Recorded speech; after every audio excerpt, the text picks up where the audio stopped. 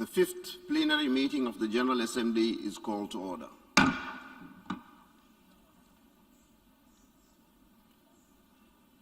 I declare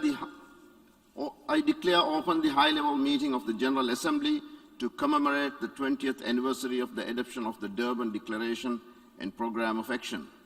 This meeting is held in accordance with General Assembly Resolution 75/237 of 31st December 2020 and 75/320 of 2nd September 2021 and takes place under sub-item B of Agenda Item 72, entitled Comprehensive Implementation of and Follow-up to the Durban Declaration and Programme of Action.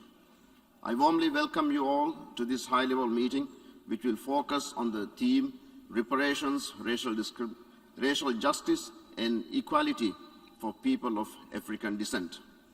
The General Assembly has before it a draft resolution issued as document A/76/L2. Before proceeding further, I would like to remind members that in accordance with Resolution 75/320, action on the draft political declaration will be taken following the opening statements. I will now deliver my opening statement from the rostrum.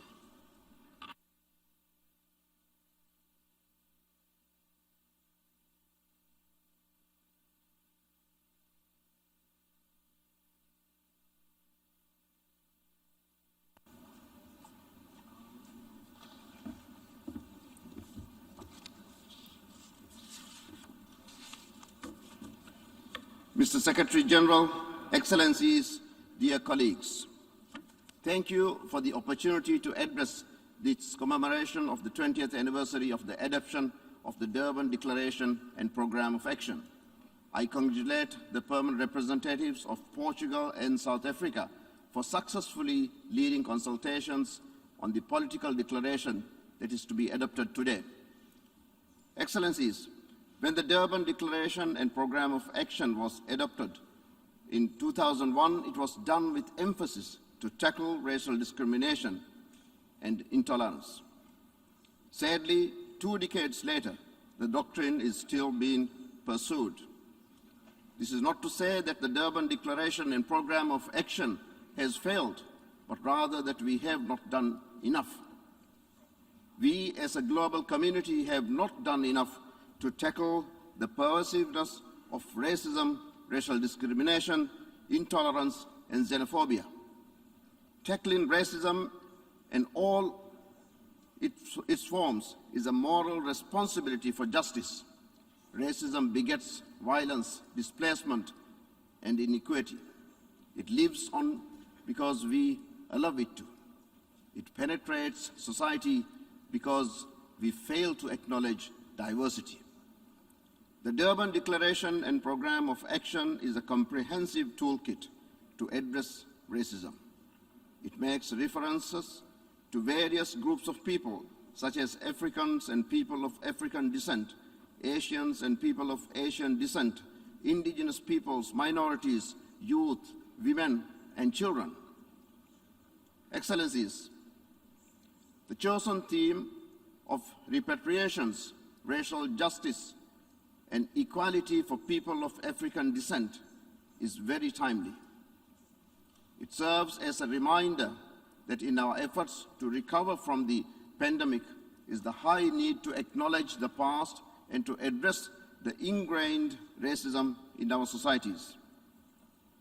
Excellencies, my presidency for the 76th session will include 5 rays of hope, one of which is specifically focused on human rights and addressing racism in all its forms. As the United Nations, with human rights as a founding pillar of the organization, we must never lose sight of this core principle. It must permeate everything we do. Excellencies, like so much else, the global pandemic has exacerbated underlying conditions and exposed fault lines. The same holds true for racism. We saw and still see the marginalized and the vulnerable fall further behind. Many have been denied equal access to health, education, and security. These pre-existing structural weaknesses were a recipe for disaster long before COVID-19.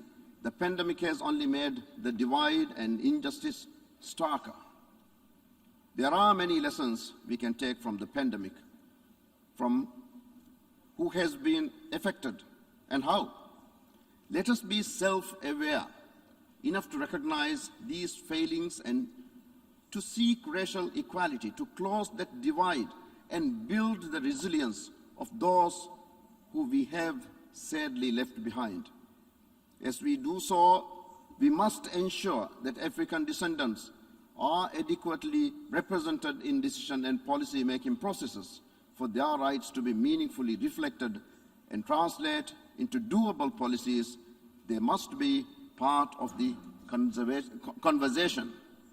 Excellencies, as I stated in the opening of the general debate, this moment in time is a turning point.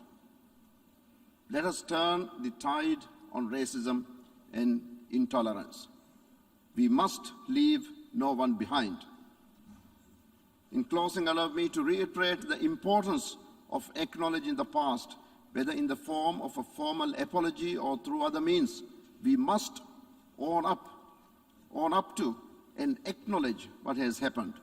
You cannot move past what is not addressed. I encourage the international community, individuals, leaders, and stakeholders to engage in deeper and honest dialogue to address this global issue. I thank you.